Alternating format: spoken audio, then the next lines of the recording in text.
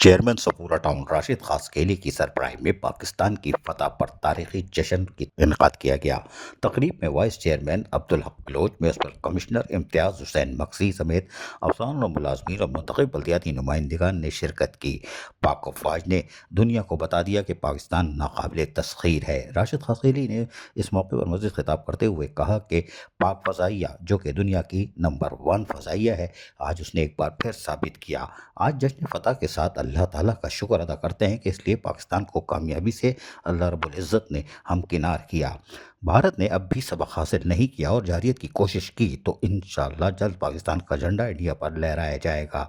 پاک افواج کے دلیرانہ اقدامات کی بدولت آج پاکستان کی گلی گلی، محلوں میں جشن منایا جا رہا ہے۔ ثابت ہو گیا کہ قوم ایک پیج پر ہو تو بڑی سے بڑی مشکل سے نمٹا جا سکتا ہے۔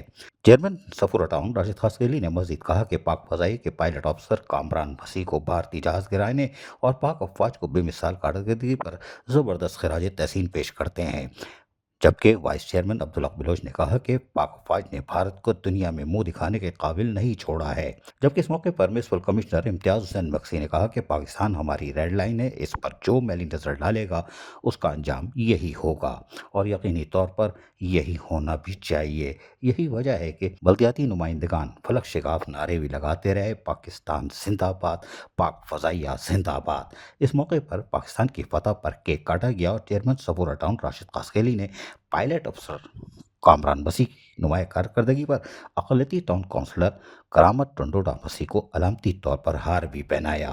عزیز عارف، KBS بلدیاتی نیوز کراچی۔ ایسی ہی خوبصورت ویڈیوز فیوچر میں حاصل کرنے کے لیے ریڈ بٹن پر کلک کر کے اور بیل آئیکن کو پریس کر کے ہم سب کے سبسکرائبر بننا مت بھولیے۔